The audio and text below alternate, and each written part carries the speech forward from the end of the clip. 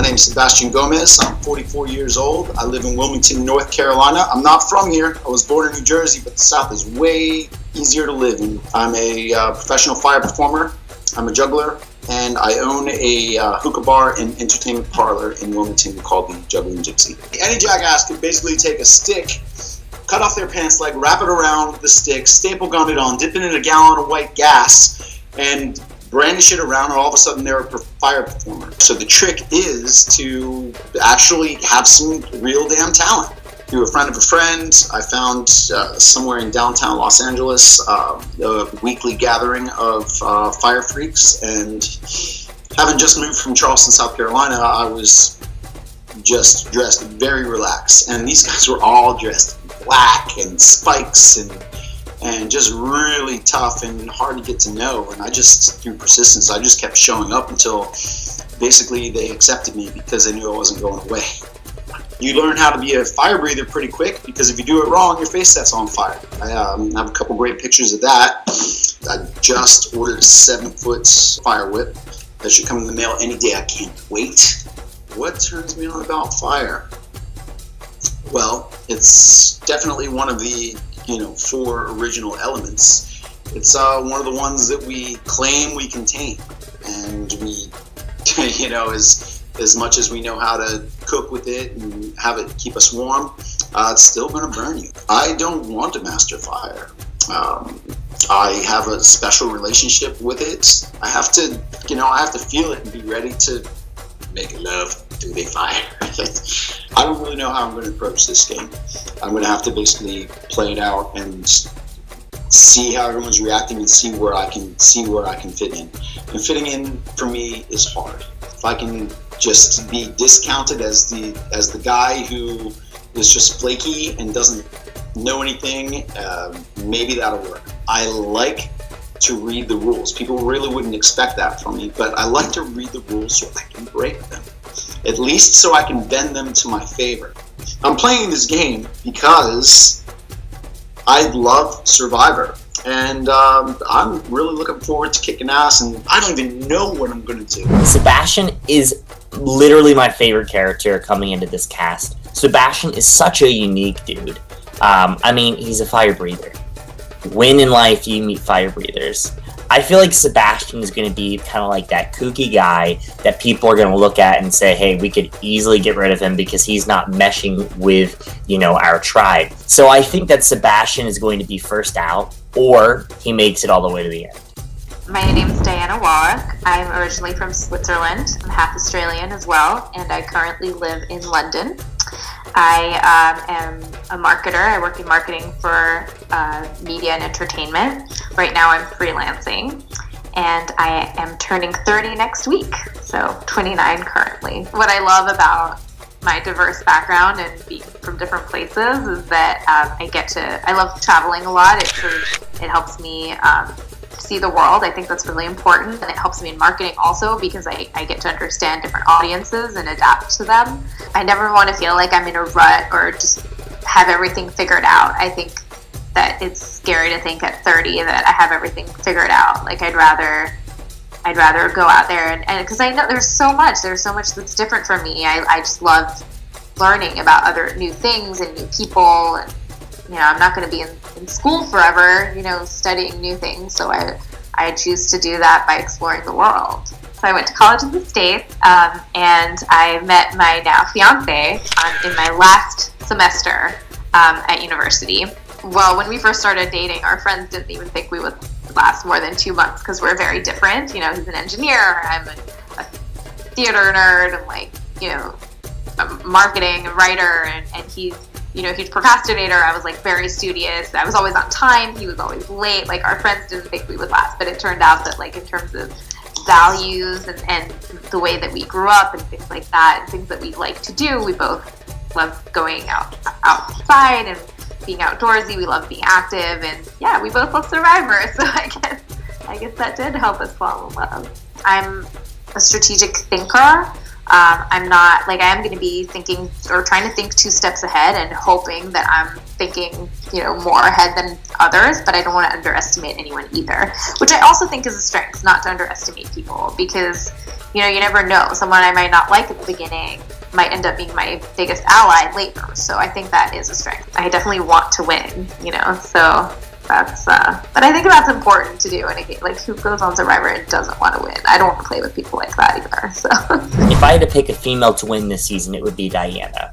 Diana just has this way about her where she's just so good at listening and taking all that information and kind of absorbing it. I think that there's people that are strategic players, and I think there are people that are social players. Obviously, there are players that can be both, but I think that Diana is an amazing social player. She is going to basically mold her personality depending on whoever she's talking to. So I think Diana has a great shot of making it all the way to the end and winning. My name is Syed Ibrahim. I'm 22 years old. I work in sales at a technology company up in San Francisco, and I'm originally from Los Angeles, California. I mean, my family is the most important thing to me. I have, the best parents, 2 older sisters and an older brother. Growing up after school, in elementary school, middle school, and high school, after school, most people go hang out with their friends, but I was the type of person that I would come home because all of my siblings and my cousins, we all grew up together, and that was something that was way more appealing to me than going out and hanging out with my friends. So family has just definitely been at the core of my life, and it's one of those things where all of my life experiences that I've gotten to enjoy, I would rather enjoy all of those, the good things that come in my life with my family. Indian families are they're large, they're loud, multiple generations, especially those families where your parents immigrate to the country and their kids are first generation Americans, and that's something where it's just you have to balance different viewpoints in terms of culture and outlook on life, and it's just one of those things where you need to be patient with some people, and then you also need to be aggressive in terms of getting your point across.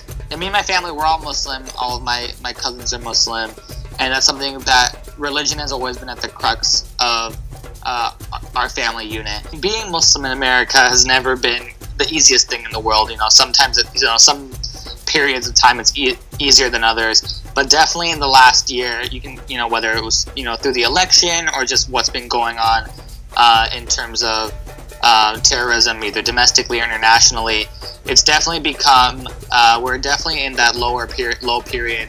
I've had women in my family being criticized for wearing the headscarf, which is a decision they've decided to make all on their own, and really just in the media and the way Muslims are being portrayed, it's just we're all kind of cast into one bucket where practicing modern American Muslims are tasked to answer for the actions of radical Muslims. One thing growing up in an Indian family that you're really used to is drama, and I know that the game of Survivor is going to be filled with drama, so it's definitely one of those things where I feel like I can keep a cool head in intense moments in the game, and that's something I feel like won't be an issue for me. So the way I think about the game is the bad relationships you build will only shorten your game, and it's only the positive relationships that you build. Those are the only relationships that are going to further your game. So yeah, I'm going to have to, I might have to backstab some people. I might have to lie to their face, from time to time. But I feel like if I'm going to make it far in this game, it's going to be the positive relationships I build, and that's what I really want to focus on. Anyone that knows me knows that Syed has basically watched me host these seasons for almost 4 years now. Syed is one of my best friends, and I cannot wait to see how he's going to do in this game. I unfortunately think Syed is extremely gullible. I think if someone tells him something, he's going to take it as Bible, when really he should be kind of saying, well, why are they saying this to me, and should I trust them? I just don't think that Syed has that kind of game instinct to make the right move at the right time. I think he's going to be completely blinded, and I don't think that he's going to be very good at lying. My name is Janicki Burlett. I am 26 years old, and I'm from Minnesota. I work for Lifetime Athletic as an assistant operations department head. I am very active as working in a fitness center. I work on the operations side, so we fix machines that break. I mean, my dad's a carpenter, so building things I can do. If I see a problem I feel like I have to almost be the hero, if that makes sense. Like, I have to fix what is wrong. And so when I see a problem with any equipment that goes down, I want to be that hero to fix it. I'm from India, originally from India. I was adopted when I was 18 months. When I was younger, I didn't really have a connection really with India because I saw myself as everybody else. I didn't see myself any different. Now that I'm 26 years old and had the opportunity to go last year to visit India for 2.5 weeks to learn about the culture and being able to actually visit the orphanage that I came from was really powerful because I got to see what life was like, 25 years ago. And that nothing really has changed that much, and it's rough. It's not an easy life over there.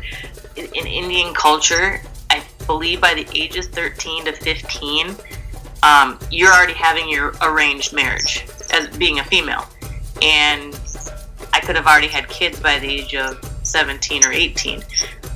So if I was not adopted, I for sure would have been married and had kids already. And when I look at my life now, I don't have either of those things. So life would have been completely different. My strategy going into this game is going to be, one, not to be so paranoid. Just really just settle it down and just kind of go with the flow until we get to that merge. I love Janaki because she has such a passion for the game of Survivor. The girl makes about 2 Survivor audition tapes per week, which is insane. So I love that about her. Do I feel like Janaki is going to be a good player this season, though? Not so much. I just don't think that Janaki has it in the tank to really kind of trick people and to kind of play this game of deception. I feel like Janaki is going to have a hard time making strong connections in this game, and I hope I'm proven wrong. Hey, I'm Wes Dorn. I'm 33 years old. I live in Seattle, Washington. I work for the largest travel website in the world. It's called TripAdvisor.com, and I work from home. I work in my underwear. I left Boston about 6 years ago, but I'm a Boston boy through and through. We're better than people. Boston's the most educated and the best sports city in the country. I mean, it doesn't get better than Boston. I mean, yeah, you might have better weather down in Florida or California, but the people are the cream of the crop in Boston. So about 2006, I visited my now ex-girlfriend. She was studying abroad in Australia and was there for 3 weeks. And during those 3 weeks, we went to the Blue Mountains, which is, I guess, the wilderness about 3 hours northwest of Sydney. In the Blue Mountains, we were supposed to do a 2-night and 3-day hike. On the second day, we got lost. So what we did was, she had 1 battery bar left and 1 bar signal on her phone. So she was after about 30 minutes, we were able to call the rescue chopper. And they sent a rescue chopper out for us. They told us to make a smoke fire. So actually, Survivor has saved my life before. Skills that I learned from Survivor Marquesas helped me signal a chopper to come pick me up. That is not why we broke up, but it probably led to the eventual breakup. I am an acquired taste. I make terrible first impressions. I like to tell people that I make terrible first impressions, but the second and third impression is what really catches people. I'm blunt. I tell it how it is, and people don't like that. I hate tomatoes. I hate tuna fish. I hate when people talk during movies. I hate when people rewind movies. I hate rude people. I hate people who don't wave at you when you let them go in traffic circles. People who don't hold the door for you. Basically, I hate people who are not respectful. There's no point in playing Survivor or Survivor Facebook if you're just gonna lay low and do nothing. I don't believe in that kind of gameplay. There's no other way to play this game besides guns a-blazing. I'm going all out, full tilt, all the time, and people are not going to want to mess with Wes. I tend to think that Wes is not going to do so well in this game. And I say that because he just screams, I want to make a big move. I want to make a big move. And I feel like in this game, people are not going to be willing to trust Wes. He has this kind of cocky, kind of, I'm going to be the kingmaster attitude. And I don't think people are going to respond well to that. I think people are going to say, oh, this guy's a gamer. We need to get him out. My name is Kim Matina. I'm 55 years old and I live in Phoenix, Arizona, where I am a supervisor in a call center for DirecTV. My whole life is a contradiction. I was at Woodstock when I was 9 years old, but my parents aren't hippies. But I'm a relatively conservative person. I'm actually very conservative overall. So being raised in this hippie, era of things, and now 50 years later, looking back on it, it's formed me, it's molded me into what I am today because I've had these experiences. I've already lived through the 60s, 70s, 80s. These kids have nothing on me on that. Well, I've been playing online reality games just for a couple years. I'm really new in the scene, which is strange because I'm an old person, but I'm new into this and play with these young kids. I went into the room with Mackenzie and Blake threw out the idea of getting you out last night. Let me know that shit, because that was like the last person I talked to before we voted, and I'm like, what the f***, Donovan? Some of them, they love me, I'm the mom figure, whatever the case may be. But I decided that I wanted to play SF because usually in the online reality gaming world, you see a lot of the same faces.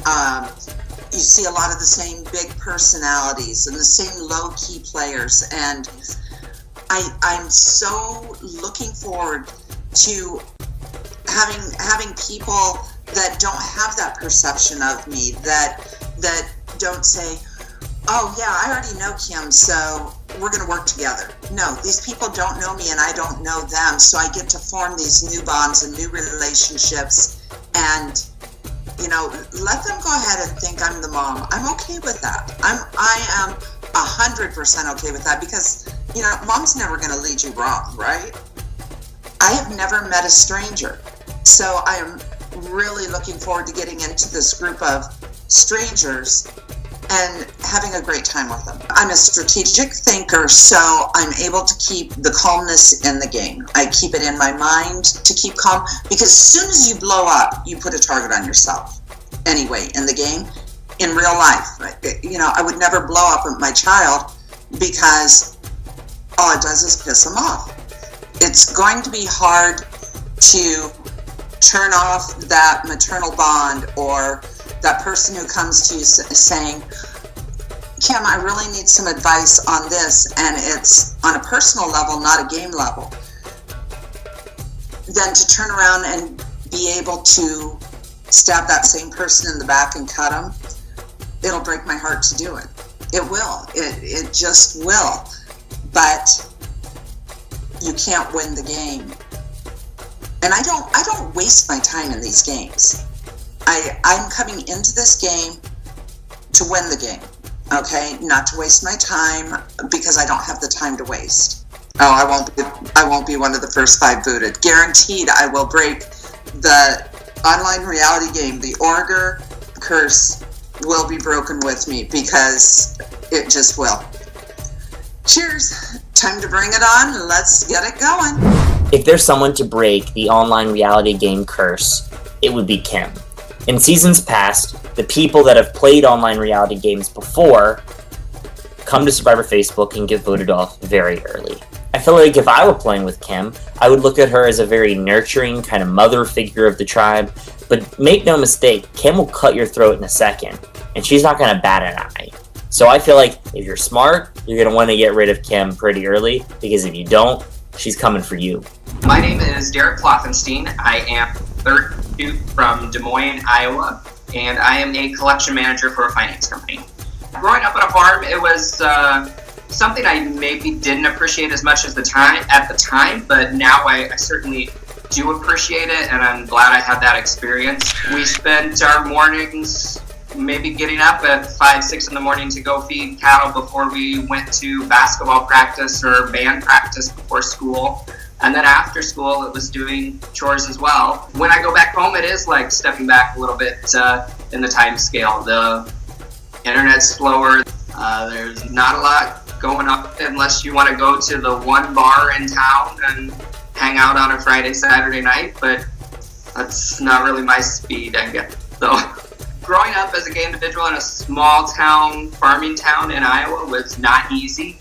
It wasn't something that I really embraced at the time. I didn't really come out till later, even past college. So growing up in high school and coming back on college breaks and that was always a little bit different. It wasn't, quite normal. Didn't quite feel like you were being yourself. I always felt like I had something to prove, that I wanted them to see what I was capable of, know what I could do before knowing that about me, so that once they did find out, it was kind of like, oh, well, he was still able to do all this other cool stuff and is still a good guy. And rather than them have that impression of me up front, and I think it would have added a lot more pressure. It was difficult to come out to my mother. She's the first one that I actually told in my immediate family. And since then, she has kind of spread the word, but I've still never really had the conversation with my father or my brothers. I know they know. And it's just kind of this unspoken thing when I go back. So it's never, asking me about relationships or my life or anything. It's kind of, I have my life in Des Moines, they have their life at the farm, and we get along. We chat about everything else, but that I felt like I was an underdog even in my own family a little bit. I was the youngest, kind of the runt of the litter. I had 2 older brothers that excelled at sports and academics and all that, and I always felt like I had something to prove. I hope to prove that you can be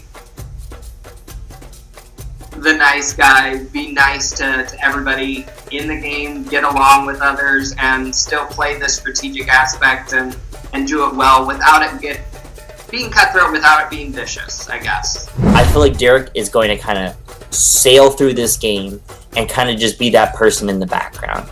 I don't feel like he's going to be a mover and a shaker. But while he might not be the flashiest of players, I think Derek is extremely good at listening. And his listening skills will gain people's trust. But I feel like if he gets to the end, people are going to say, look, dude, what did you do? Where's your resume? My name is Dallas. I am 23 years old. I'm from Thunder Bay, Ontario, and I am a school-age educator at a daycare. I love the idea of shaping these little minds and having an influence on who these children are going to grow up to be. Our site in particular, we find that the children are incredibly tolerant and incredibly non-judgmental. We're saying that some schools, we know that kids get so bullied these days, and it's awful, and they can't even escape it when they go home with social media. So I just really hope that they're just good people, good, compassionate, empathetic, sensitive people. I do believe that gender and sexuality is very fluid. Although I identify as gay, it does not mean that I would completely rule out an entire gender, because I do, again, think that people are forever changing and forever growing, and what I may like today, I may not like tomorrow, or so on and so forth. My background is actually specifically with children with autism. So a way that I break through the social barrier with these children is I really, really try to pay attention to what they're interested in. And I think it's really easy when you're actually paying attention to anybody, or like any person, if you're actually really listening and seeing what they're about, I think it's really easy to pick up on, what interests them and what is going to break through that shell. I'm a pretty loyal person, and I think that could be my biggest downfall, because I can put myself into situations where I am willing to put myself on the line for the people I'm loyal to, and I feel like that's going to come back to bite me, because it has in the past in other things that I've done. So I'm hoping to go into it with a little bit more cutthroat, all for myself. Obviously, I'm going to say and do whatever I have to stay in the game as long as possible, but at the end of the day, I need to remember that the game is still strictly my own. Similar to Derek, I feel like that Dallas can also just float through this game. I feel like Dallas is very non-threatening. I think people are going to forget about Dallas, but they're going to remember her when they need one extra vote.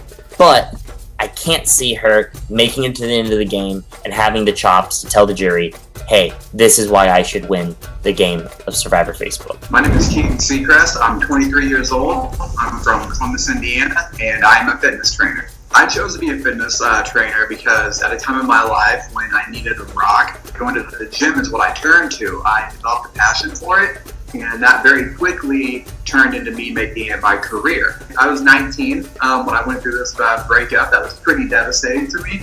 I was with somebody for about a year. I was young, I was dumb, I was naive. I thought I was going to marry this person. I had no idea about life or what the future was going to hold for me. It came as a bit of a blind side, if you will. So I decided, it was time to do something for myself and pick myself up and make myself a better person than I was before she came into the picture. I was like 290 pounds, when I was like 15 years old. I had a juke robe, I had the glasses going on. I did not talk to anybody, man.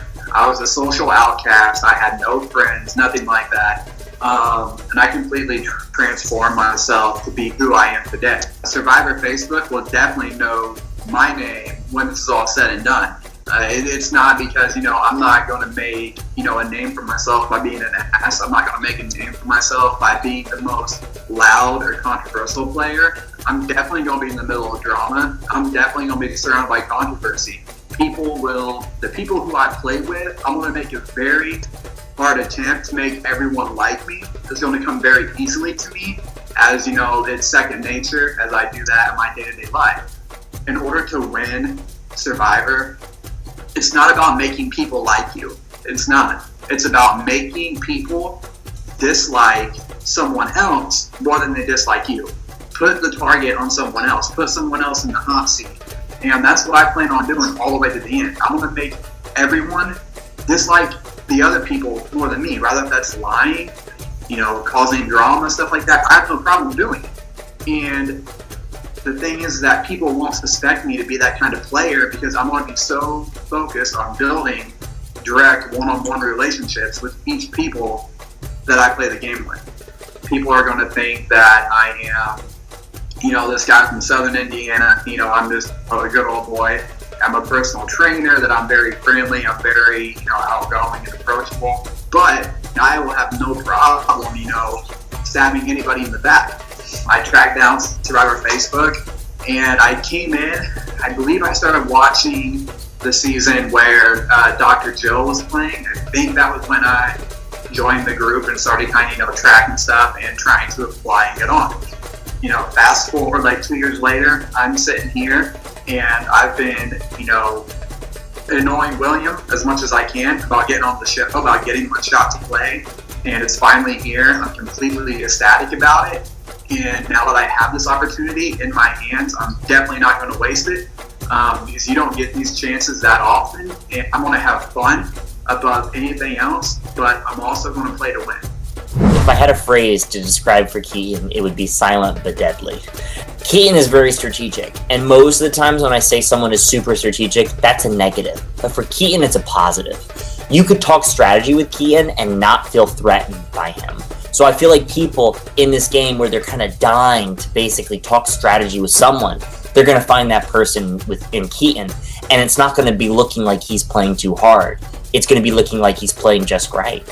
My name is Katie Martin. I'm 26 years old. I live in Washington, D.C., but I'm originally from California, so I'm really adamant about keeping that attachment to me. I work at the United Nations Foundation, and in that capacity, I'm essentially a lobbyist.